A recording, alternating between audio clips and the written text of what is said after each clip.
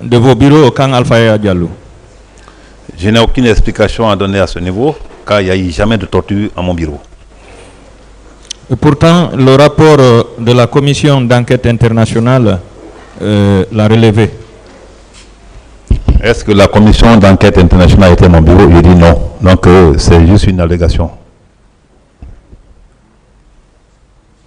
Ce sont des ex-détenus. Je vais vous lire la partie.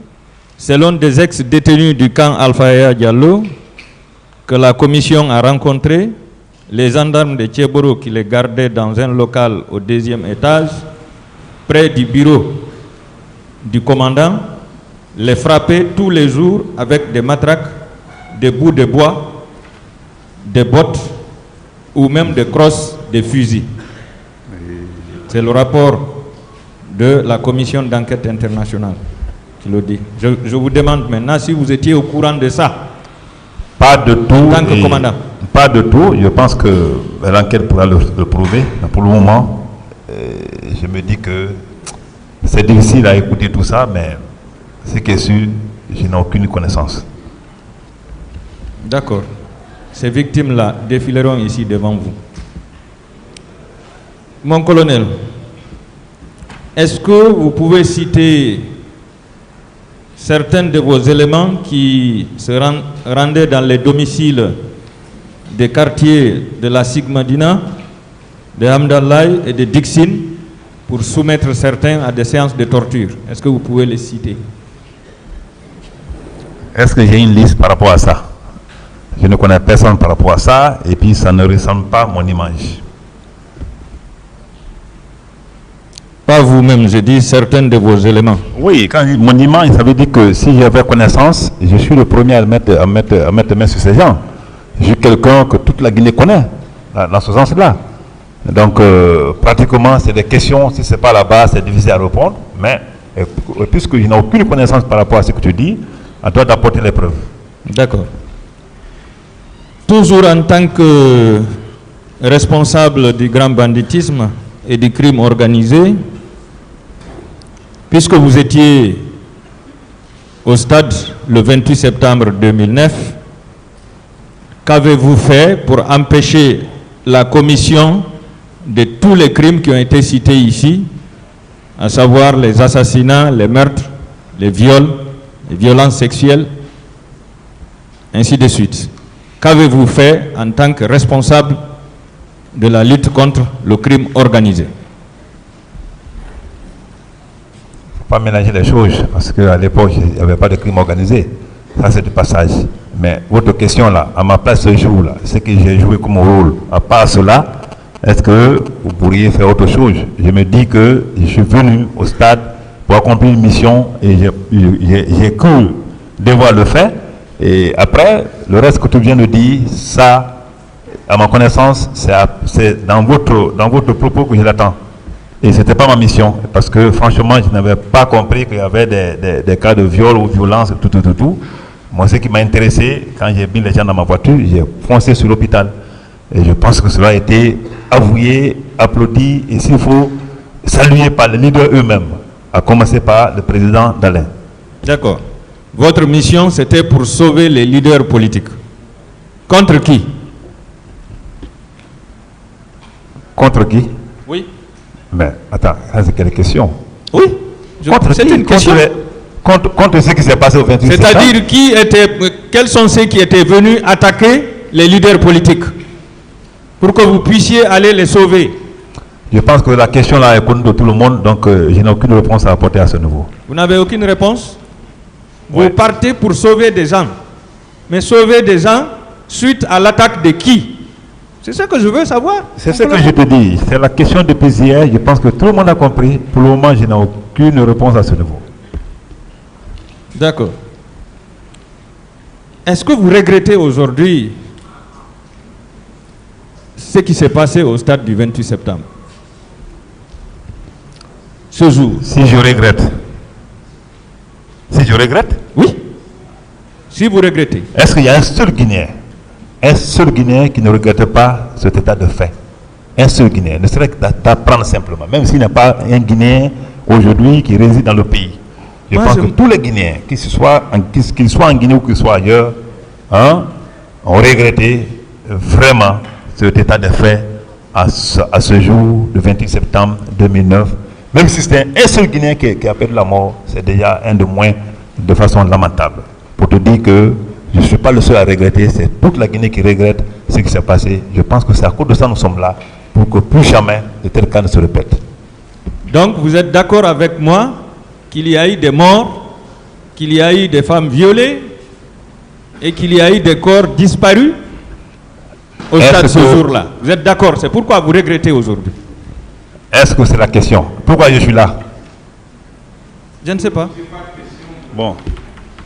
Maître, avec tout le respect que je vous dois, je pense que ce que vous dites n'est pas tellement préoccupant pour moi parce que je sais s'il y a eu des morts, s'il y a eu des violés et ainsi de suite. Je vous ai dit, je n'ai pas eu de morts, il n'y a pas eu de violés, il n'y a pas eu de cadavres ou de blessés. En tout cas, quand le secrétaire général de la Ligue islamique d'alors a fait les remises des corps, je n'y étais pas. Mais ce jour-là, tout le monde a vu ce qui s'est passé au stade. Il a fait les remises des corps à la mosquée Faïsad. Je pense qu'à partir de là, même les blessés simplement, les leaders blessés simplement, c'est déjà un remords. Quand j'ai vu les gens blessés par des Guinéens pour des faits inutiles. Donc pour moi, vraiment, c'est déjà un regret. Si tu dis que le regret là fait allusion à tout ce que vous alignez comme infraction ou bien comme des faits criminels commis ce jour, ce n'est pas mon intention de le dire, c'est toi qui es en train de le dire. Pour moi, quoi qu'il arrive, même si c'est les blessés simplement, c'est déjà quelque chose de regrettable. J'ai posé cette question parce que vous avez toujours dit ici, et dans votre interrogatoire ici, que dans votre trajet, vous n'avez vu ni mort, ni blessé. Alors, ça c'était dans votre trajet. Mais après, et ce que vous venez d'expliquer, des corps ont été exposés à l'enceinte dans la cour de la mosquée Faïsal. Est-ce que vous êtes convaincu, parce que vous avez dit ici hier, les présumés crimes, les présumés massacres du 28 septembre. Est-ce que là où vous êtes convaincu qu'il y a eu beaucoup de morts, beaucoup de femmes violées et beaucoup de disparus ce jour? Est-ce que vous êtes convaincu? Je ne peux pas te l'affirmer ou te l'infirmer. Parce que le jour qu'il y a eu remise de corps, je n'y étais pas. Ça c'est un. Mais je pense que toute la Guinée avait appris que ce jour-là, qu'il y a eu les remises de corps après ce drame de 28 septembre. Mais beaucoup, comme tu le dis, c'est toi qui le dis, c'est comme nous sommes là pour exhiber toutes les preuves là, pour dire combien exactement sont morts, combien exactement sont blessés, et ainsi de suite. Pour que les responsabilités soient situées, pour que plus jamais qu'il n'y ait même plus de blessés quand nous organisons des marches, qu'elles soient pacifiques ou hostiles. D'accord, je passe. Que répondez-vous des accusations faites par Feu Général Mamadouba Toto Kamara, qui déclarait au pool des juges d'instruction que le colonel Thieboro Kamara, le commandant Toumba Diakité, le colonel Claude Pivi et le colonel Ablaï Sherif Diaby étaient impliqués dans la répression des manifestants au stade du 28 septembre. Que répondez-vous à cette déclaration? C'est une affirmation qu'il a donnée certainement, ou aussi vous pouvez relire. De toute façon, il est mort. Il est mort, c'est ce que je déplore. Vous savez, le 8 décès de Toto, après que Maître m'avait donné une copie de cette ordonnance de renvoi en 2017, et le jour de son décès, vous savez, j'aime beaucoup la presse, mais je n'ai jamais dit un mot sur cet événement depuis ce jour. Aucun journaliste ne peut le dire. Thieboro a dit un mot, que ce soit sur les sites ou bien dans les radios. Non. Je me suis abstenu. Parce que quand quelque chose dépasse ton imagination, ton analyse, le mieux c'est de se mettre à l'écart. C'est ce que j'ai fait. Mais ce jour, il y a un journaliste qui m'a tellement merdé, j'étais obligé de lâcher un peu parce qu'on était presque à la morgue. Il me disait, quel est ton sentiment, quel est ton sentiment? J'étais obligé de le dire, que j'ai un sentiment de remords, un sentiment de regret. Et puisque Dieu ne calcule pas souvent comme nous autres, sinon il aurait gardé ce monsieur pour que ce jour du procès du 28 septembre, quel que soit le temps, qu'il le trouve vraiment vivant et que ce qu'il a dit ce jour soit discuté. Et il m'a dit, mais pourquoi, malgré qu'il a menti sur vous, tu es venu? Il dit non, il n'a donné qu'une affirmation. Et c'est voyez, il n'a pas apporté des preuves pour dire les noms qu'il a cités, y compris M. Keburo, étaient effectivement là, voilà, les preuves de leur agissement. Non, il y a une affirmation, et puisqu'il est parti, j'ai le droit de le rendre un dernier hommage, comme tout le monde. Mais la seule chose que je regrette aujourd'hui, c'est le décès du général Toto, qui vraiment, je ne sais pas ce qu'est Péchon, qui a fait des allégations du genre, et qui devait être là aujourd'hui pour une confrontation, afin que la vérité jaillisse. Hein? Pour que le verdict soit vraiment un verdict apprécié par tous. Mon colonel, Ouais. est-ce que vous êtes d'accord avec moi que les manifestants ont été pris en otage ce jour? De qui? Les manifestants qui étaient au stade du 28 septembre, est-ce que vous êtes d'accord avec moi qu'ils étaient pris en otage par les militaires qui étaient là-bas? Qu'ils étaient pris en otage par quel militaire? Oui, par les bérets rouges, les gendarmes et les gendarmes des antidrogues. D'accord. Je ne saurais te le dire, parce que là, je n'ai aucune preuve, et c'est toi qui parles non plus, qui n'as pas apporté des preuves par rapport à ce que tu dis, donc je ne peux pas l'infirmer ou l'affirmer. Est-ce que vous vous rappelez de votre interrogatoire à la direction des investigations judiciaires?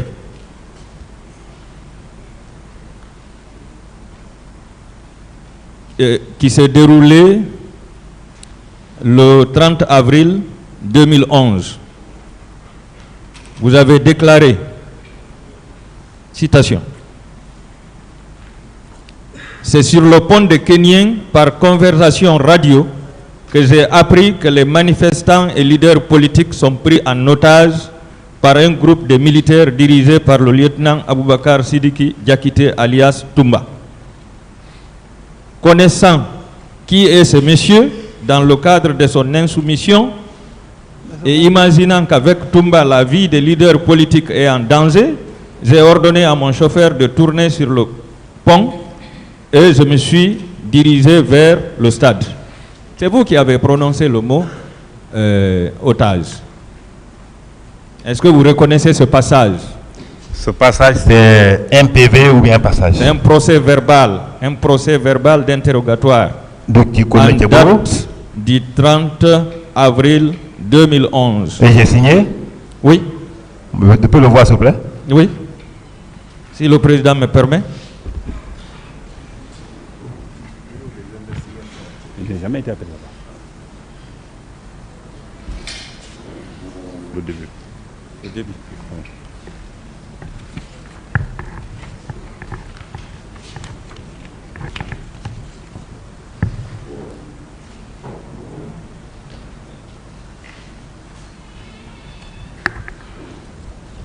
C'est votre signature? C'est très, très, très grave ce qui se passe. Ça, je vous le dis, hein. Parce que depuis le début de cette affaire, je n'ai jamais été appelé devant Gabriel, qui est un ami, on a fait l'académie ensemble, devant Gabriel pour une audition quelconque. Si vous avez colmaté une signature qui ressemble à ma signature mettre là-bas, je n'ai jamais été appelé. J'ai été une seule fois appelé, je l'ai dit devant le juge d'instruction, c'était le jour que le juge d'instruction, le pour de juge d'instruction m'a convoqué. Mais cette convocation, c'était une convocation aussi à témoin. Ça, c'était clair. J'ai adressé à mes chefs hiérarchiques. Je suis venu, j'ai compris que ce montage-là. Est-ce que c'est votre signature qui est... Non, je ne dis pas d'emblée, parce que en tout cas, ça ressemble à ma signature, mais je n'ai jamais été appelé devant l'investigation judiciaire pour une quelconque audition par rapport à ce dossier. Je défie quiconque. Non, monsieur, maître, j'ai dit que je n'ai pas été. Si c'est fait par l'investigation judiciaire, par rapport à ce dossier, je pense que c'est vraiment pas Keburo, quoi. Ça ressemble ou bien c'est votre signature? Ça ressemble à ma signature. Mais ce n'est pas la vôtre. En tout cas, je suis capable de contraire. Si c'est l'investigation judiciaire, ce n'est pas la mienne. J'ai été appelé Et une ce seule passage, est-ce que vous reconnaissez ce passage? fois. Non plus. Otage, non plus.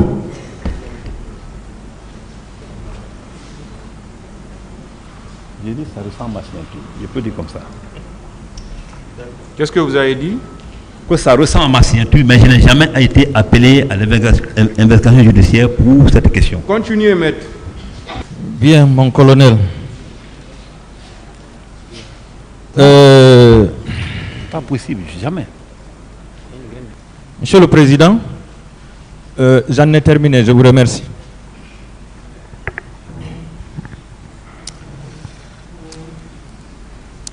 Monsieur le Président, votre permission, mon colonel. C'est en septembre 2022, c'est moi-même qui suis personnellement allé déposer la lettre au parquet de Dixine. Merci. Mon colonel, je voudrais savoir, est-ce que vous avez été informé de la réunion tenue le 27 septembre 2009, veille de la manifestation à l'état-major général des armées? Est-ce que vous avez été informé de cette réunion? Non. Vous n'avez pas été informé. Mais est-ce que, au moins, vous avez été informé des dispositions qui ont été prises au cours de cette réunion pour la gestion de la manifestation? Est-ce que vous avez été informé de ça au moins? S'il y a une réunion, je dis non. S'il y a une réunion, je n'étais pas. Maintenant, je veux savoir les dispositions prises au moins. Est-ce qu'on vous a informé de ces dispositions? Pas du tout. Alors, je vais vous faire lecture de ces dispositions selon les déclarations du général Baldé. Pour l'exécution de notre mission, d'ailleurs, je précise que lui, il reconnaît qu'il y a eu effectivement une réunion le 27.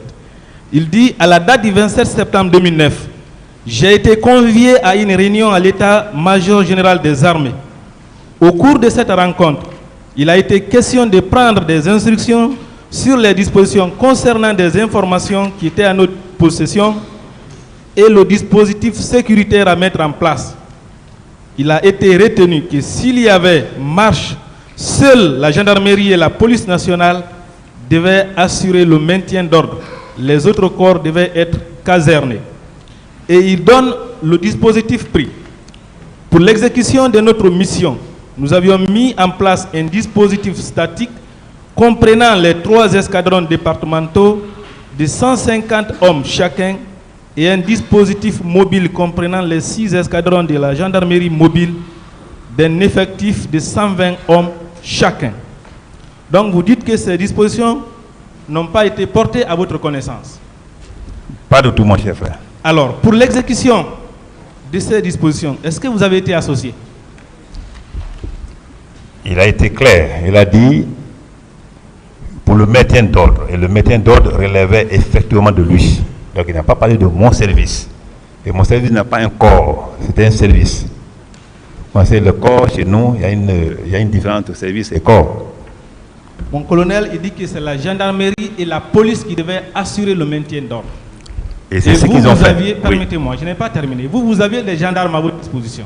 Ma question, c'est de savoir, est-ce que vous avez été associé à l'exécution de ces dispositifs, vous? Je dis non. Les gendarmes et policiers qui étaient chez moi étaient en détachement pour une période donnée et pour une mission donnée. Donc, pratiquement, ce que vous dites là, Badé, pratiquement, il n'a pas parlé de moi. Parce que moi, je n'étais pas un corps en ce moment. 200 personnes, effectif global, ne peut pas constituer un corps. Donc, vraiment, pratiquement, je n'étais pas informé. C'est toi qui me l'apprends ici. Et je n'ai pas y participé non plus. Un rassemblement avait été prévu au stade, ainsi qu'une manifestation. Un dispositif a été prévu pour la sécurisation.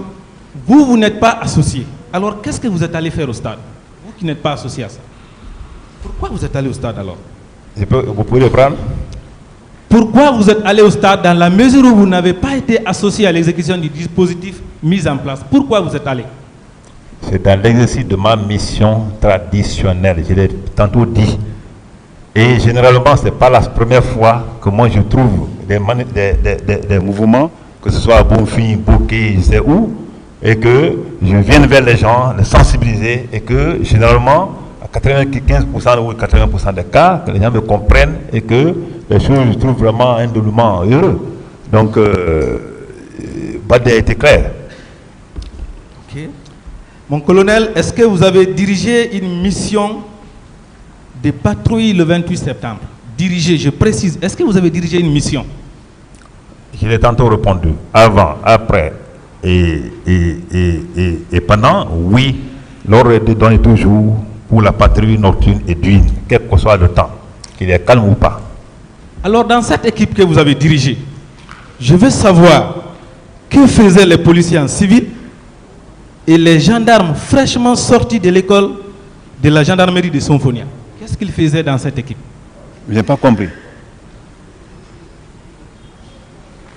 Que faisaient les policiers en civil et les gendarmes sortis de l'école de la gendarmerie de Sonfonia?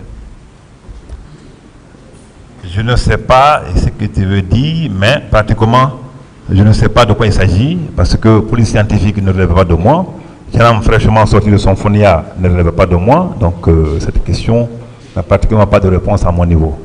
Dans l'équipe que vous avez dirigée, il ne faisait pas partie, mon colonel? Je n'ai pas compris. Est-ce que les gendarmes sortis de l'école de la gendarmerie de Sonfonia et les policiers en civil ne faisaient pas partie de l'équipe que vous avez dirigée le 28 septembre, mon colonel? Retire-moi le mot diriger. Je n'ai dirigé aucune équipe le 28 septembre. Il faut que les choses soient claires. C'est-à-dire on est entre Guinéens qu'on se focalise sur la réalité. Donc je n'ai jamais dirigé une équipe le 28 septembre. Et ces enfants que tu parles là, ce qui est sûr, nous faisons une demande. On demande les gens, si on a besoin de personnel, on demande à la police, on demande à la gendarmerie, on a besoin d'un nombre de personnel et ils nous fournissent. J'ai fonctionné comme ça durant les 14 ans. Ce n'était pas des corps, ce n'était pas des unités, mais les gens en détachement, pour une mission bien précise. Mon colonel, est-ce que vous connaissez le capitaine Sori Kondé du service antidrogue que vous dirigez à l'époque? Sori Kondé, oui, c'est un ami de classe de recrutement. Est-ce que vous l'avez vu ce jour, le 28 septembre? Est-ce que vous l'avez vu? Sori Kondé, le capitaine Sori Kondé. Non, j'ai demandé simplement si vous l'avez vu, peu importe le lieu. Est-ce que vous l'avez vu ce jour? Non, quand je dis ce jour, ça peut être avant, pendant ce que tu veux dire. Mais je dis, si c'est le matin, non. Parce que la patrouille sort de voir ça que je me rends compte. C'est déjà des instructions données. Chacun sait sa mission. Si c'est le soir... Ce jour où? Quel Sori Kondé? Oui. Est-ce que vous l'avez vu? Je n'ai aucune idée, mais je peux le voir si c'est le soir, parce que moi je suis arrivé maintenant là-bas tardivement. Comme c'était nous tous, on passait la nuit dans le même bâtiment. Mais je n'ai aucune idée si je l'ai vu ou pas. Pas le matin quand même. Ok. Mon colonel, selon plusieurs sources, les gendarmes qui les relèveraient de vous auraient tiré sur les manifestants au rond-point Bellevue où il y aurait eu mort d'homme. Est-ce que vous en avez souvenance? Cela m'a été toujours posé. Je vous ai dit que je n'ai aucune idée. Que l'intéressé m'emporte les preuves, s'il vous plaît. Mais au moins, est-ce qu'il y a eu un incident entre les gendarmes en votre présence à ce rond-point, entre les gendarmes et les manifestants? Est-ce que cela s'est passé? Comment je peux le savoir si je n'étais pas chargé de la patrouille et en même temps, si personne ne m'en a informé? Je ne suis pas informé de cela. Mon colonel, peut-être que vous avez oublié, je ne sais pas. Permettez-moi de me faire une lecture d'une partie de la déclaration du capitaine Sori Kondé, que vous connaissez, qui vous connaît très bien. Aux environs de 8 heures, tout juste au rond-point de Bellevue, nous avons croisé un groupe de manifestants plus nombreux que nous. Le colonel Thiegro s'est adressé à eux. Cela est resté sans effet.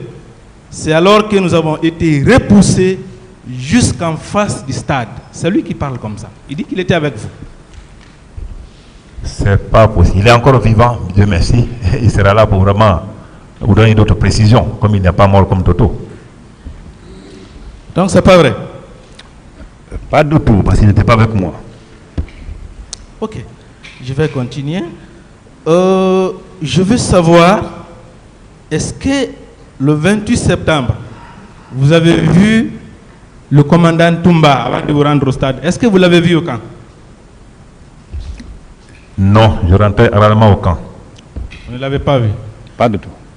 Est-ce qu'il y avait une rencontre entre le président Dadis et vous, le 28 septembre, au camp, avant de vous rendre au stade? Pas du tout. Il n'y en a pas eu. Donc le président ne vous a pas reçu, Toumba et vous, le 28 septembre. Il ne vous a pas reçu le matin. C'était possible ça? C'était pas possible. Ok. Permettez-moi de vous lire une partie de la déclaration du général Mamadouba Toto Camara, qui était à l'époque le ministre de la Sécurité et le premier vice-président du CNDD. Il dit ceci: si mes souvenirs sont bons, j'ai été appelé entre 6h et 8h par mon directeur national des services de police en la personne de M. Valentin Abba, qui m'a informé que les gens se dirigent vers le stade. Après cette information, je me suis rendu au domicile du Premier ministre d'alors, M. Komara. À mon arrivée, je lui ai demandé s'il était informé du fait que les gens s'acheminaient vers le stade du 28 septembre. Il m'a répondu qu'il n'était pas informé. Par la suite, il m'a demandé qu'on se rende au camp Alpha Yaya auprès de Monsieur le Président de la République, Monsieur Moussa Dadis Camara. Nous y sommes effectivement rendus. Là, nous avons été introduits dans la chambre du président où nous avons trouvé Moussa Tiegro et Abouakar Sidiki Diakité Ditumba séjour d'Itumba. Ce jour, il était très énervé parce qu'il avait ordonné de ne pas organiser de meeting. En compagnie du Premier ministre, nous avons cherché à le calmer. Entre-temps, il s'est habillé en tenue militaire. Le Premier ministre, M. Komara, nous a quittés en me demandant de continuer à le calmer. Ça, c'est avant de vous rendre au stade. C'est le général. Ça, c'est à quelle heure? Ça, c'est à quelle heure? Non, je ne sais pas l'heure, mais il dit le matin. Ça, c'est avant les événements survenus au stade. Parce que quand on lit sa déclaration devant, il explique clairement ça, c'est avant que les événements malheureux se soient produits au niveau du stade. C'était le matin. C'est le général Toto qui parle comme ça, le matin. Et il cite le Premier ministre, qui serait présent. Qu'est-ce que ça vous dit? Bon, heureusement, ou malheureusement, Toto est mort, mais le Premier ministre Komara est vivant, il nous regarde quelque part au bout du monde. Je pense que ça, c'est des allégations et très graves. Si Toto était vivant, parce que ça fait 2 points très essentiels par rapport à sa déclaration. S'il était aujourd'hui parmi nous, malheureusement, alors je pense que c'était vraiment un point très essentiel qu'il nous éclaircisse cela ici. Parce que ce qu'il dit ou ce qu'il a dit, je n'étais pas à une rencontre le matin tôt entre Dadis, Touma et moi ou je sais d'autres personnes. Ça, le président Dadis lui-même est là heureusement. Et Toto il est mort bien sûr, mais Komara est vivant. C'est une haute personnalité. Je pense qu'il pourra vraiment clarifier ce passage-là. De mon côté, je dis non. Ça, c'est non, c'est vraiment confirmé et même c'est choquant que cela vienne de quelqu'un qui a atteint un niveau donné dans ce pays et qui est en train de fabriquer les choses comme ça sur la tête des autres. Quoi qu'il arrive, il est mort, mais sa déclaration est là et Dieu jugera le reste. Donc ça aussi, c'est pas vrai. Je continue. Mon colonel, est-ce que le président Dadis vous avez envoyé au stade le 28 septembre? Il y a des questions qui vont se répéter, mais ce n'est pas sans intérêt. Oui, mais... Est-ce que le président Dadis vous avez envoyé le 28 septembre au stade? J'ai dit non et c'est non. Vous avez connu ou bien vous connaissez le colonel Moussa Keïta qui était le secrétaire permanent du CNDD, dont tout le monde connaît l'amitié forte avec le président Dadis? Moussa Keïta, oui, je le connais. Mais il dit que le président Dadis lui a dit qu'il vous avait envoyé au stade.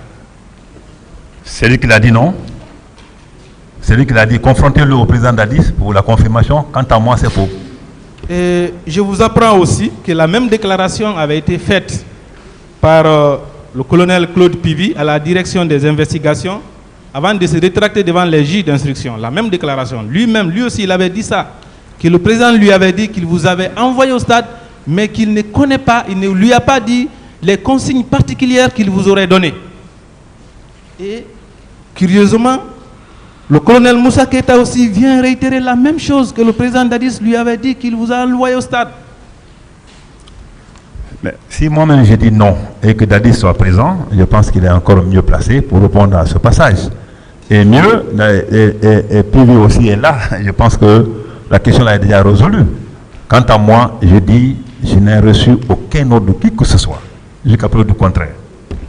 Ok. Alors, pour être précis, j'ai lu sa déclaration. Hein. Il dit, le président m'a dit qu'il a envoyé Tiegro pour le maintien d'ordre. Il a ajouté qu'il ne sait comment Toumba s'est trouvé là-bas. Pour Toumba, il ne le dit pas, mais pour vous, il dit que c'est le président qui le lui a dit, en colonel. Je n'ai rien compris dans ta lecture. Hein. Non, il dit que, regardez, si vous n'avez pas compris la lecture, je vous la reprends. Hein. Vous connaissez quand même, c'est Moussa Keïta, vous connaissez son franc-parler. Il dit ceci, le président m'a dit qu'il a envoyé Tiegro pour le maintien d'ordre. Il a ajouté qu'il ne sait comment Toumba s'est trouvé là-bas. C'est lui qui parle comme ça.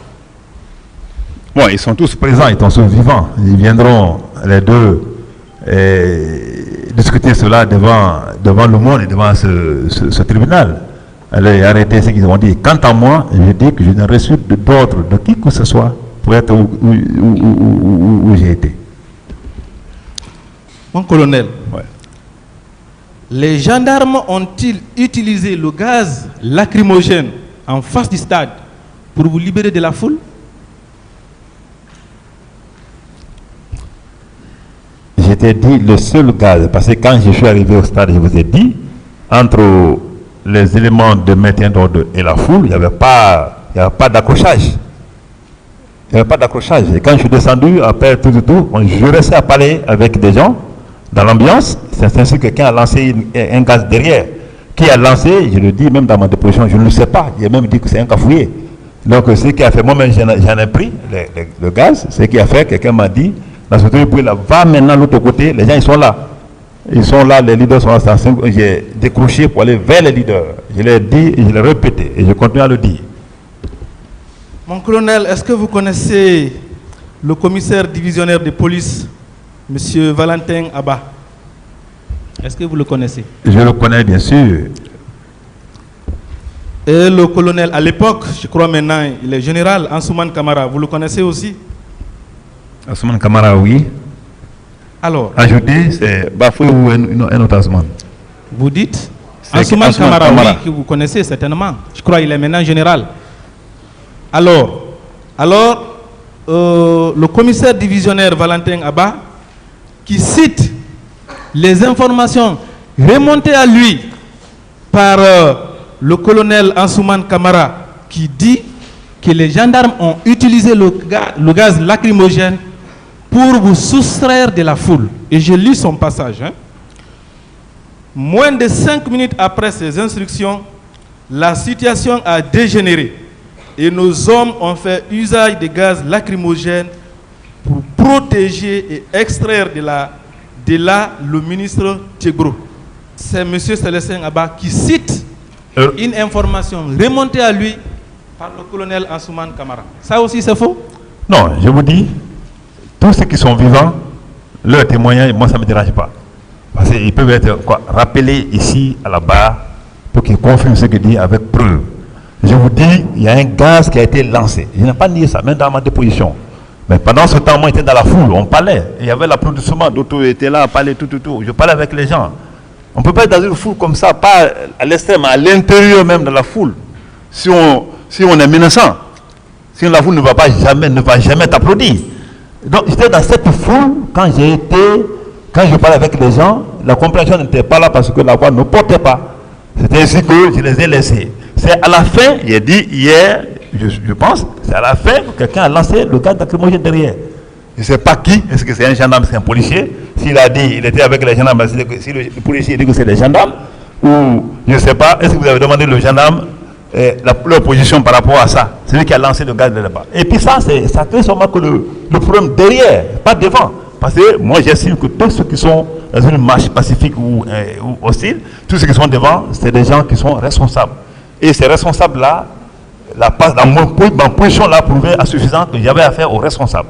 Sinon, ceux qui sont hostiles ne peuvent pas rentrer dedans jusqu'à quelques mètres en train de parler avec les gens qui applaudissent. Donc, si Bafoué ou je ne sais pas, Ansoumane Kamara, si c'est Bafoué qui s'agit, ou si c'est un autre Ansoumane Kamara qui s'agit, le mieux, c'est de venir ici devant cette barre, expliquer ce qui s'est passé entre eux et gendarmerie ce jour-là qui a lancé ce gaz lacrymogène derrière. Et mieux, s'il y avait un accrochage, comme vous le dites, là-bas, je pense que je ne serais pas aussitôt reçu par les leaders qui n'étaient pas à 200 mètres. Et c'est vrai, qui n'étaient pas à 200 mètres. Et ils m'ont reçu, on a bien parlé, on s'est quitté sur des compromis très clairs. Donc, pratiquement, je pense que ce passage-là mérite que ces gens-là viennent apporter leur précision par rapport à la question. Mon colonel, ce jour, vous étiez avec combien d'hommes? Vous aviez combien de gendarmes avec vous, vous-même personnellement? Mon colonel, c'est la question. Je dis que tous les jours que je me déplaçais pour aller me laver, j'étais toujours avec mon chauffeur et mon garde de corps. Il est toujours dit. Le colonel Claude Pivi dit avoir reçu une information des militaires selon lesquels vous serez allé au stade avec des hommes. Qui a dit? Le colonel, je vais lire les déclarations. Qui? S'il vous plaît. Le colonel Pivi, je parle de Pivi. Ok.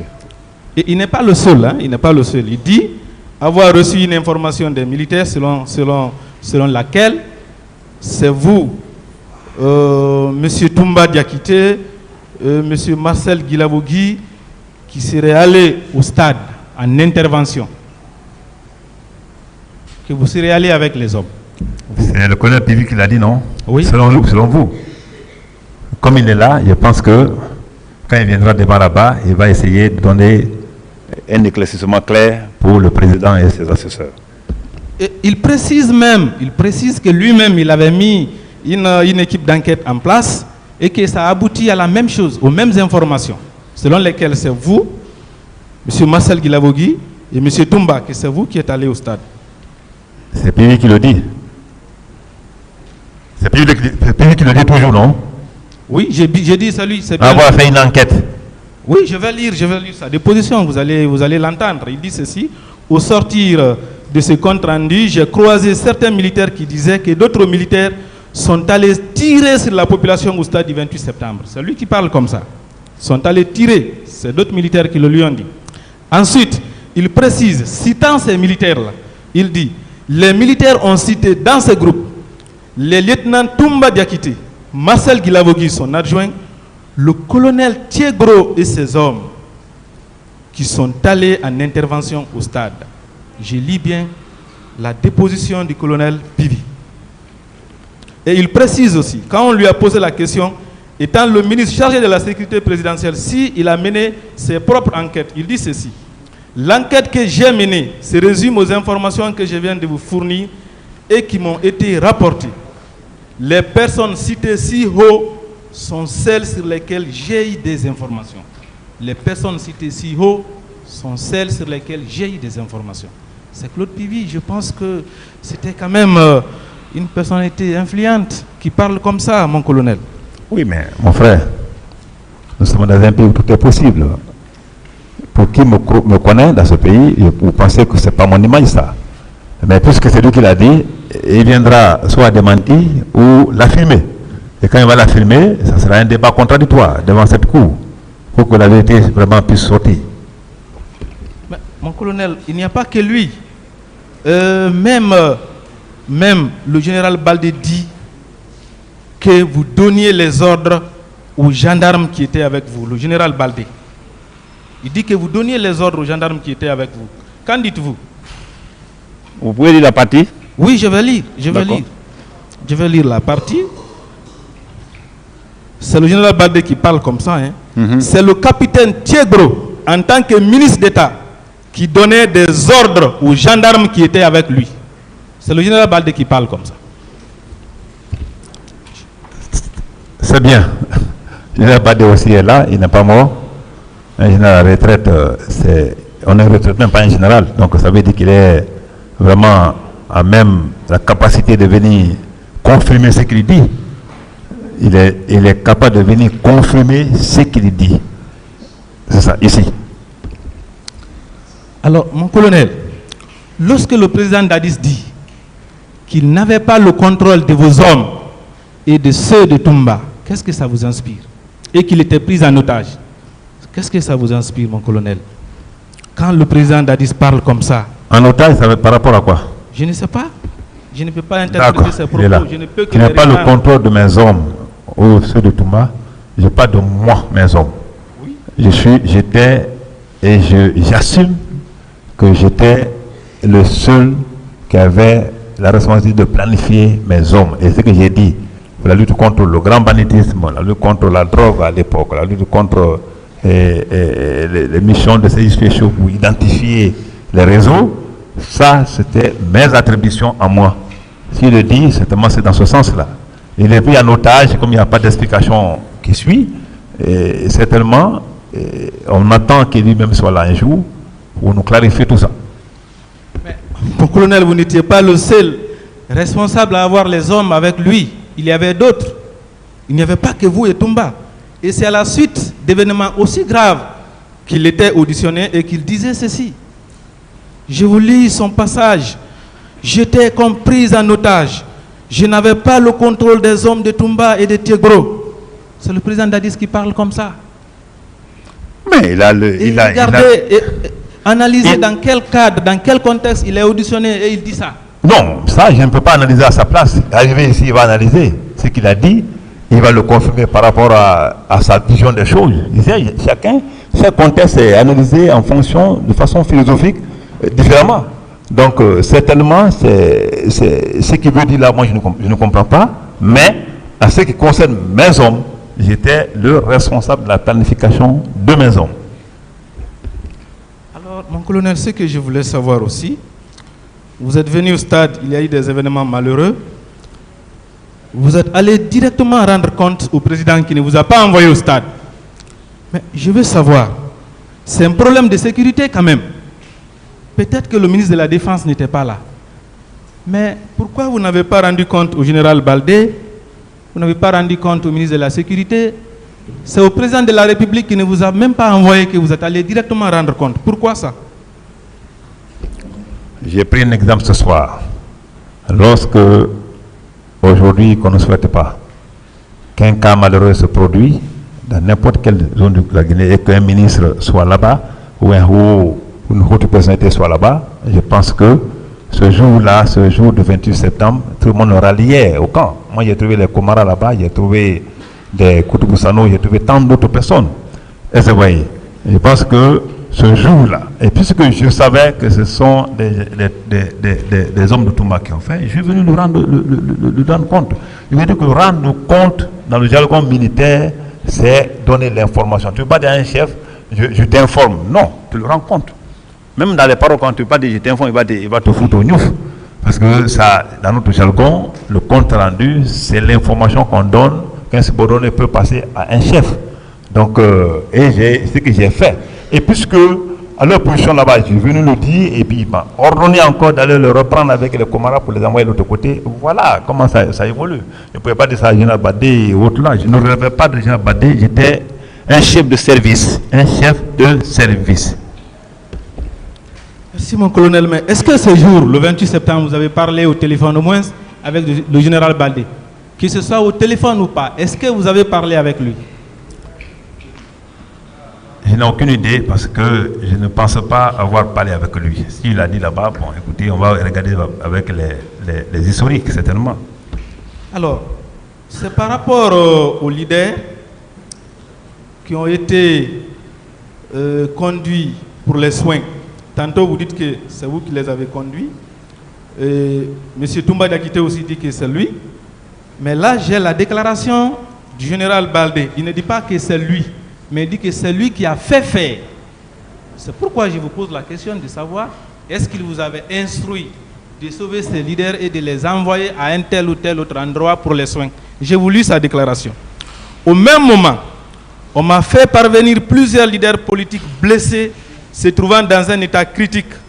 J'ai tout abandonné pour me mettre à leur disposition.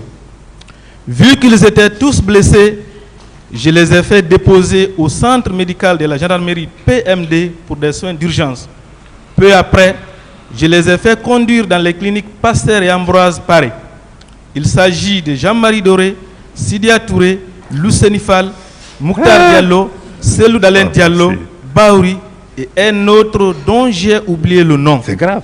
Je détiens sur moi les photographies. Vous vous dites que c'est vous qui l'avez fait et lui dit que c'est lui qui l'a fait faire. Je veux savoir, est-ce qu'il y avait une communication entre vous ces jours? Oui, mais c'est la Guinée. Tout est possible dans ce pays. Hein. Donc, certainement. Mais à ce que je sache, je ne dis pas, c'est mon ami, mais je pense qu'il ne peut pas le dire devant Komara ni Koutouboussano. Je pense qu'il ne peut pas le dire devant les leaders. Dites-lui, c'est lui qui l'a envoyé et c'est moi qui ai sécurisé. Comment lui peut envoyer à ce niveau de responsabilité, les leaders les balancer quelque part sans même sécuriser?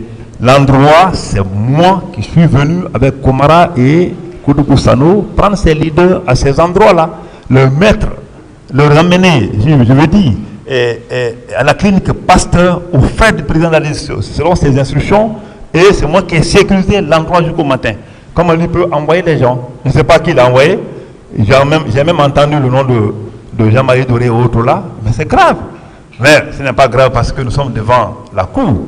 La cour va l'appeler et le confronter à Komara et à Koutouboussano. Et je suis certain que le président d'Addis viendra ici, il va dire comment ça s'est passé ce jour-là. Je suis désolé, mais franchement, je n'ai aucune idée si ce sont les mêmes leaders ou bien si c'est d'autres. En tout cas, à ce que je sache, les leaders ont été clairs, ils n'étaient pas attachés. Les gens intellectuellement bien assis comme les Baouri, ils ont été clairs.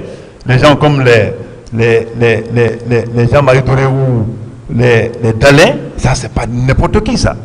Je pense que nulle part dans leur déclaration, et sur les ondes, et dans n'importe quel milieu, je n'ai jamais entendu Badé nous a envoyé ceci, il nous a pris, il nous a mis à la clinique Pasteur. Mais ce pays, tout est possible. Il faut ici attendre à toi. Hein. Mon colonel, ce jour 28 septembre, est-ce que vous avez donné des instructions à une équipe qui devait se déployer sur le terrain le matin? Je n'ai pas compris. Est-ce que vous avez donné des instructions à une équipe qui devait se déployer sur le terrain le 28 septembre? Une équipe de patrouille. Est-ce qu'il y a eu un rassemblement au cours duquel vous avez donné des instructions? Rassemblement? Oui. Pas du tout. Mais j'ai toujours dit que de façon traditionnelle, de façon naturelle, les instructions étaient naturellement données pour les patrouilles nocturnes et d'huile. Je l'ai dit et je le réitère à chaque niveau d'instruction et à chaque débat. Alors, monsieur, plutôt le capitaine Sori Kondé, qui relève de vos services, les services antidrogue, et qui a déclaré que ce jour, il était avec vous, a précisé ceci. Sur la question de savoir, il y avait combien d'équipes ce jour avec vous? Combien d'équipes de patrouilles ont été désignées? Il répond une seule équipe, dirigée par le colonel Thiegro. Et plus tard, il explique que cette équipe s'est scindée en deux. Il y a une partie qui a pris l'autoroute et l'autre qui est passée par la route Le Prince.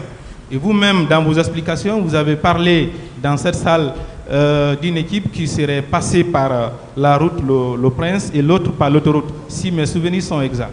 Qu'en dites-vous de cette déclaration du capitaine qui relève de vos services, mon colonel? Donc, je me dis que le capitaine Sori n'est pas encore loin, il est commandant maintenant, il n'est pas encore loin de ce procès. Je pense qu'il sera là d'un moment à l'autre sur l'instruction du président pour nous confirmer tout ça. Parce que moi, je me dis, à un moment donné de la vie, l'homme doit être en phase avec sa conscience. Et ça, c'est important. Je vous dis que je n'étais pas élément de patrouille. Même quand tu prends l'idée de la patrouille, moi, je ne peux pas faire patrouille. Je n'étais pas l'élément de patrouille. En tout cas, l'instruction de patrouille fut donnée par moi. Ça, je le sais. Je dis, il faut qu'il y ait une patrouille nocturne, une patrouille d'huile. Je l'ai dit et je l'étais et j'y veillais. Mais elle dit, ce jour-là, j'ai fait un rassemblement, j'ai pris une patrouille, je suis sorti. C'est à lui de venir nous clarifier tout ça. Parce qu'en réalité, je ne dis pas que je suis déçu de ces déclarations, mais je ne pense pas que, tel que j'attends, que c'est comme ça que le capitaine Sori a dit. Et si c'est comme ça qu'il a dit, qu'il vienne ici et dans un débat contradictoire, on verra. Ok. Vous dites que vous n'avez pas donné de consignes, mais dites ceci. Comme d'habitude, chaque fois qu'il y a une mission, un rassemblement est organisé à l'occasion duquel le chef de mission donne les consignes, l'itinéraire et les tâches à exécuter. Et tout à l'heure, vous avez dit que vous n'avez pas connaissance de l'existence dans l'équipe dont vous niez même avoir dirigé, que vous n'avez pas connaissance de la présence des gendarmes sortis de l'école de gendarmerie de Sonfonia ainsi que des policiers en civil, mais il dit ceci. Sur la question de savoir, il y avait combien d'hommes dans l'équipe? Il dit il y avait une cinquantaine, au maximum y compris les policiers en civil qui travaillaient avec nous. Il y avait avec nous des marchis fraîchement sortis de l'école de la gendarmerie de Sonfonia. Quand même, il élève le service. C'est lui qui parle encore comme ça. C'est celui qui parle. Il n'y a aucun problème. Ça, que dans l'équipe que vous dirigez, il y avait ça, il y avait ces hommes. Non, quand il dit chef de mission, chef de patrouille, je n'étais jamais chef de patrouille. On ne peut pas être un secrétaire d'État à ce niveau, commandant de grade, être chef de patrouille. Et après, il y avait des subordonnés, le lieutenant, adjudant-chef et moi-même capitaine. Et il précise d'ailleurs, lui, il ne cache rien. Il ne cache rien, lui, il précise. Dans le véhicule où il était, il dit ceci. En tant que chef de bord, j'étais avec un chauffeur et 10 éléments derrière le véhicule. Mais je ne retiens plus leur nom. La répartition est faite au rassemblement. Et vous vous dites qu'il n'y a pas eu de rassemblement. Mais lui, il précise qu'il y a eu un rassemblement. Et c'est à ce rassemblement que la répartition a été faite, mon colonel. Tout ça, vous niez en bloc. Je n'ai pas dit qu'il n'y a pas eu de rassemblement. J'ai dit que je n'ai pas participé à un rassemblement. Il faut qu'on soit clair dans ce qu'on dit. Et s'ils font des rassemblements, ils faisaient des rassemblements là-bas, les hommes de patrouille, tout. Et c'est ça, c'est naturel pour les militaires. À n'importe quelle chose, le rassemblement est crié. Rassemblement pour voir si tout le monde est présent, s'il n'y a pas de clopin clopé dans les rangs et tout. Mais moi, je n'assistais pas à ces rassemblements. Ça, il faut qu'ils viennent me dire si c'est moi qui organisais les rassemblements chaque matin. Ça, c'est impossible, d'ailleurs, avec les charges que j'avais. Donc, tout ça aussi, c'est pas vrai. Alors, mon colonel, il y a une autre chose. Je n'ai pas dit que ce n'est pas vrai qu'ils n'ont pas fait de rassemblement. Je te dis clairement que s'il y a eu rassemblement, je n'y étais pas. Je n'étais pas présent au rassemblement. Car Sori de venir dire si c'est moi qui organise le rassemblement ou ce jour-là, c'est moi qui ai coordonné le rassemblement.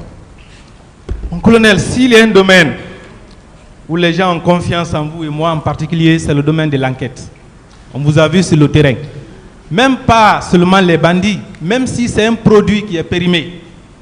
On vous a vu ici à l'œuvre, aller arrêter les gens pour les sortir à la télé. Les infractions commises dans la cachette, on vous a vu à l'œuvre.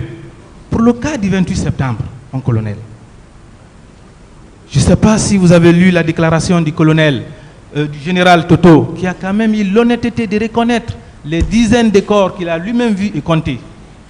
Vous, avec tous les moyens à votre disposition, avec tout le dévouement qu'on vous connaît, est-ce que, avec votre talent, je dirais même votre ingéniosité, vous pensez qu'on peut vous croire qu'après ce qui s'est passé le 28 septembre, que vous dites n'avoir découvert aucune fosse commune, n'avoir vu aucun cadavre, n'avoir pu identifier aucun militaire qui soit venu tirer au stade? Mon colonel, qu'est-ce que ça vous dit? Tu as posé la question? Oui. Est-ce que c'est possible? Comment c'est arrivé que vous n'ayez aucune information sur tous ces éléments? Comment ça c'est possible, mon colonel? Maître, je pense que la question est claire. Oui, elle est claire. Vous voulez que je dise quelque chose que je n'ai pas vu, que je n'ai pas entendu, ou que je n'ai pas connaissance? Ça, c'est votre intention. Mais moi, je vous dis, et je réitère ici, que tout ce que tu viens de dire, je n'ai aucune connaissance par rapport à ça. J'ai été clair. Quand moi je suis venu, le seul crime que j'ai commis, c'est de venir chercher les leaders là, les envoyer. Je l'ai dit aussi que c'est un crime, certainement c'est un crime en Guinée, mais à ce que je sache, je n'ai aucun regret d'avoir sauvé ces gens-là. Et surtout qu'eux-mêmes, pas toute la Guinée, eux-mêmes ils sont aujourd'hui reconnaissants par rapport à ce tas de faits. Ça c'est déjà bon. Ça, c'est déjà bon. Mais si je mourais le lendemain, après avoir reconnu ça, je pense que mes enfants seraient capables de dire, pourtant, telle personnalité, on parle de notre père qu'il a joué tel rôle. Mais vous savez, je n'ai pas fini. Vous savez, le pays, notre pays, quand je dis que c'est mal barré, les gens ne comprennent pas. Ce n'est pas aujourd'hui que le pays est mal barré. Il faudrait qu'on se donne des idées, il faut qu'on fasse des efforts pour que la Guinée soit comme les autres pays, pour qu'on bouge. Sinon, depuis 2 jours, ce que j'ai appris ici, je ne sais pas comment digérer. Heureusement que je ne suis pas un homme de vice, sinon j'allais rentrer dans l'alcool pour toujours. Parce que ce que j'ai appris ici, en réalité, c'est difficile. Mon colonel, le colonel Claude Pivi dit avoir fait des enquêtes. Le général Baldé dit avoir mis en place une équipe d'enquête. Vous, à votre niveau, avez-vous fait des enquêtes sur les morts, sur l'identité des auteurs, sur les cas de viol, les disparus? Est-ce que vous avez fait des enquêtes autour de ça après le 28 septembre? L'enquête qu'ils ont fait, ils vous ont dit le résultat. Ils ont dit le résultat, non. Moi, j'ai dit, je n'ai jamais été saisi par un cas de viol ou ceci, cela, après le 26. Si quelqu'un l'a fait dans ce pays, elle exhibe franchement la chose. Mais j'étais attelé à autre chose, tu savais, à l'époque là. Le terrorisme, la drogue, le trafic de drogue qui était un trafic international. Et après la remise des corps, en réalité, je me suis plus intéressé à la chose. Après que le capitaine Dadis a demandé les enquêteurs internationaux de venir, ça, je m'attendais qu'ils seraient là. Et un jour, j'ai reçu des femmes comme ça à mon bureau. Ils m'ont pris que mais c'était les journalistes et autres là. J'ai donné ma version de faire à ceci. Et c'est vrai. Donc, après ça, en réalité, ma tête n'était pas à ça. Parce que personne, aucun Guinéen ne te dira, il a été voir Tchéboro pour dire, j'ai perdu quelqu'un, ou quelqu'un a été ceci, ou quelqu'un a été cela. Si quelqu'un l'a fait, qu'il exhibe les preuves ici, parce que je n'ai jamais été consulté. Ceux qui ont dit qu'ils ont fait des enquêtes et qu'ils ont confiance au résultat de ces enquêtes-là, c'est très bien. C'est pourquoi les autorités actuelles ont bien voulu que ce procès soit jugé ici, à la face du monde, à la face des Guinéens, pour que la vérité vraiment puisse sortir. Mon colonel, je suis très précis. Je n'ai pas dit que vous avez reçu les plaintes. Vous avez déjà dit ici que vous n'avez reçu aucune plainte. Ma question, c'est de savoir, est-ce que vous avez fait des enquêtes? Si vous ne les avez pas faites, vous qui êtes habitué, vous qui êtes si actif, en pareil cas, je voudrais savoir qu'est-ce qui a été à la base de ce désintéressement après la tragédie du 28 septembre, que vous ayez si aisément renoncé à enquêter. Je veux savoir ça. C'est la question, mon colonel. Je n'étais pas désintéressé. Je suis certain que, à ce niveau déjà, comme tu le dis, quand c'est comme ça, une enquête à cette dimension, je pense que les commissions, comme vous l'avez dit, il y a une commission nationale qui était installée, il y a une commission internationale qui était dans le pays, parce que l'annonce a été déjà faite par le président lui-même Dadis, pour dire qu'il veut qu'une commission internationale vienne faire l'enquête. Donc pour moi, à ce niveau, je pense que nous tous étaient là parce que les lois supranationales sont au-dessus de tout. Ça a été annoncé à la face du monde, je pense que ça a été même radio-diffusé. Donc les enquêtes de routine que les gens viennent de dire, Badé et autres là, qu'ils apportent les preuves par les rapports d'enquête. Mon colonel, après le 28 septembre, c'est aujourd'hui que nous on apprend et nous on ne savait pas que ça n'allait pas entre vous et Toumba. Après le 28 septembre, le commandant Toumba est resté avec le président, peut-être avec vous aussi. Il a fallu son audition par la commission internationale d'enquête pour que la rupture soit consommée entre lui et le président, et peut-être avec vous. Je ne veux pas revenir sur ce qui s'est passé le 3 décembre, mais il a fallu son audition par cette commission. Est-ce que, mon colonel, ce n'est pas parce qu'il s'est senti trahi? Est-ce que ce n'est pas parce qu'il s'est rendu compte que vous l'avez chargé devant cette commission que finalement, lui aussi, à son tour, il s'est rebellé contre vous? Parce que jusque-là, il était avec vous. Hein? Même le 2 octobre, on l'a vu derrière le président. Est-ce que ce n'est pas ça? Finalement, vous avez décidé de vous décharger sur lui. Est-ce que ce n'est pas ça, mon colonel? Je pense que... Non, je n'ai pas compris. Quand j'ai décidé de faire quoi? Est-ce que ce n'est pas parce que vous avez décidé de tout faire porter à Toumba? Il s'est rendu compte que c'est ça maintenant la réalité. Je vais faire une précision. Dans les déclarations que nous avons eues de lui, il n'avait jamais accusé le président Dadis. Jamais. Mais c'est après cet événement-là qu'on a vu la situation se détériorer. C'est comme si il s'est rendu compte que vous l'avez chargé devant cette commission, et vous et le président. Et finalement, lui aussi, il a décidé de prendre ses responsabilités. Est-ce que ce n'est pas ça? C'est pas comme ça que les choses se sont passées, mon colonel? Non, c'est comme vous le pensez comme ça. Pour moi, c'est pas ça. Je n'ai dit que ce que j'ai vu et que j'ai constaté à visu. Mais je ne suis pas le seul, hein. Je pense que tous les leaders en parlent la même chose. Monsieur le Président, je voudrais me limiter là pour le moment sous toute réserve. Je vous remercie. J'ai quelques petites questions complémentaires, Monsieur le Président. J'ai des petites questions complémentaires, Monsieur le Président. Pas du tout, pas du tout, pas du tout. Je vous remercie, Monsieur le Président. Non, ça reste quelques petites questions complémentaires. Vous avez déjà fini de poser des questions. Si les autres ont des questions, peut-être quand ça va revenir encore, vous pouvez avoir la parole pour des questions. Si vous permettez, Monsieur le Président, si vous permettez. Pour le moment, c'est le tour de la défense, s'il vous plaît. S'il vous plaît. Des questions? On doit revenir à la défense. Le ministère public même a fini de poser ces questions. C'est le tour de la défense.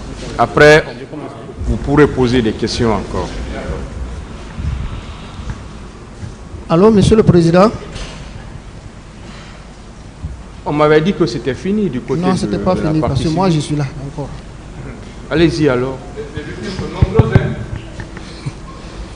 Merci, Monsieur le Président. Merci, Messieurs les assesseurs, de m'avoir donné la parole pour poser des questions à Colonel Tchegoro. Mon colonel, il y a une question qui me tarote à tout moment. Cette question vous est déjà posée, mais je n'arrive jusqu'à présent pas à avoir satisfaction. C'est concernant votre hiérarchie.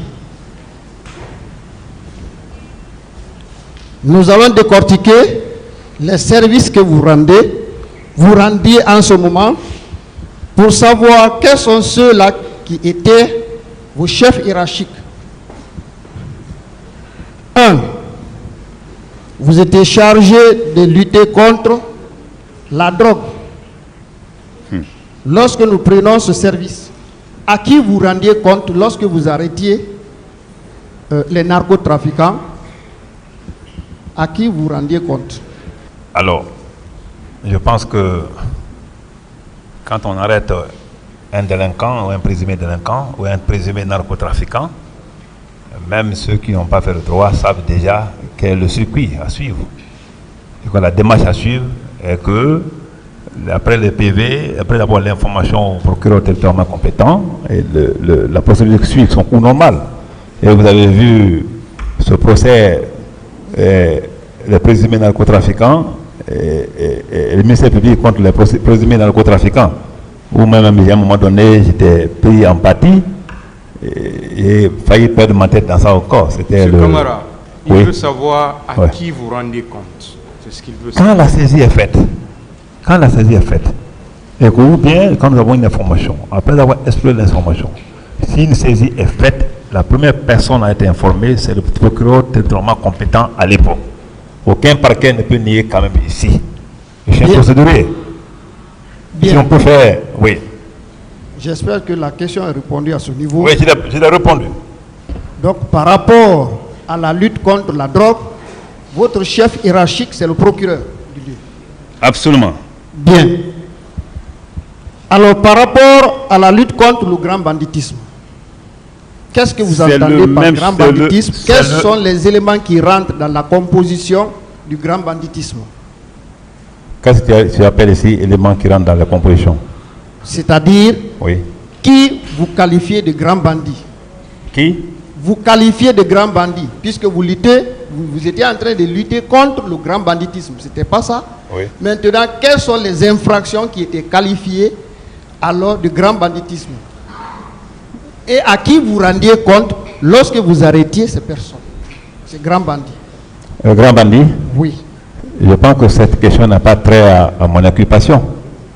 Donc, je n'ai aucune réponse parce que je n'ai pas ici devant moi les attributions. Si vous aviez bien écouté ma question. Non, les détails à l'intérieur des attributions. J'ai compris votre réponse. Okay. Je vais faire une précision. Je vous ai dit que je reste toujours dans ma soif par rapport à votre hiérarchie.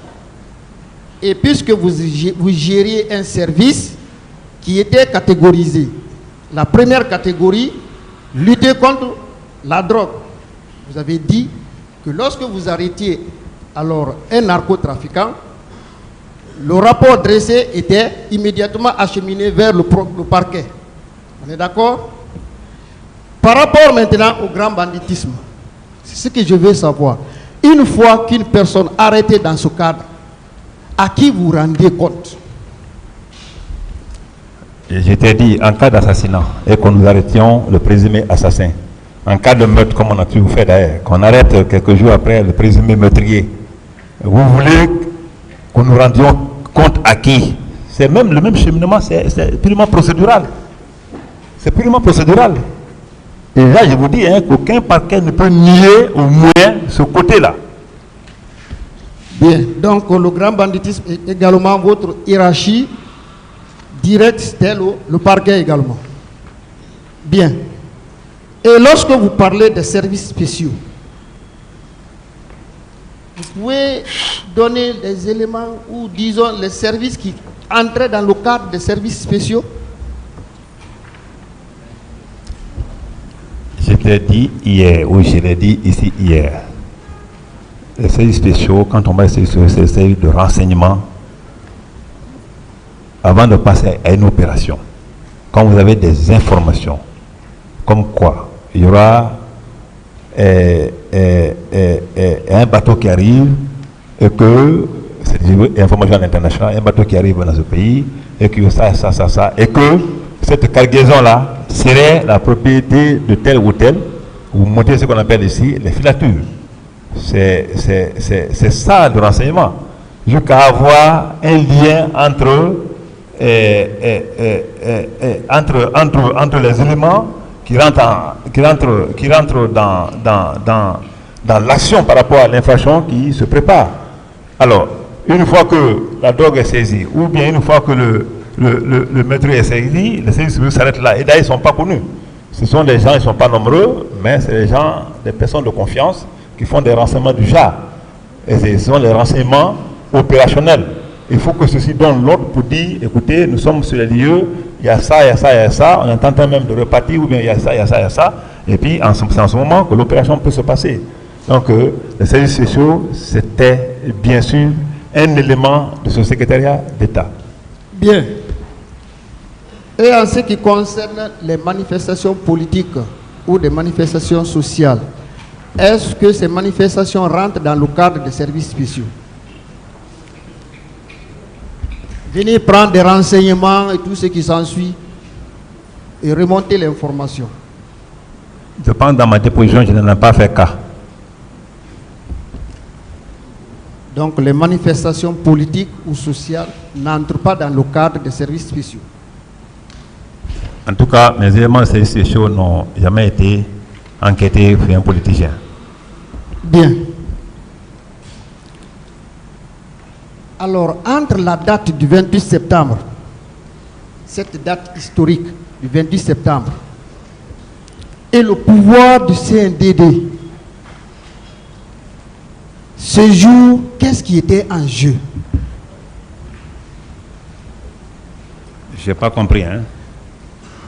Entre la date du 28 septembre, je dis bien la date du 28 septembre, qui est une date historique, c'est le jour du référendum pour avoir l'indépendance de la Guinée, le 2 octobre. Et le pouvoir du CNDD, le jour de cette manifestation, entre les deux, qu'est-ce qui était en jeu réellement? De façon objective, qu'est-ce qui était en jeu? Bon, je ne sais pas si les gens comprennent ce que tu dis, mais entre le pouvoir du CNDD et la manifestation du 28 septembre, qu'est-ce qui était en jeu? Ça, je ne comprends pas cette question. Il faut reprendre sous autres formes. En d'autres termes, s'il y avait eu manifestation ces jours-là, comme cela avait été projeté par les leaders et les manifestants, et qu'il n'y ait aucun incident, est-ce que cela effacerait l'histoire du 28 septembre ou bien cela effacerait le pouvoir du CNDD? C'est en d'autres termes. Je pense être un peu plus petit pour répondre à une telle question. Bien. Alors, vous vous êtes fait ces jours-là un bon soldat. Aussitôt le matin, vous étiez déjà présent au stade. Quand bien même, selon vos propres déclarations, vous êtes même arrivé à la maison sans prendre le petit déjeuner. Si, alors, ma mémoire est bonne. Hier, vous l'avez dit. Et vous êtes venu...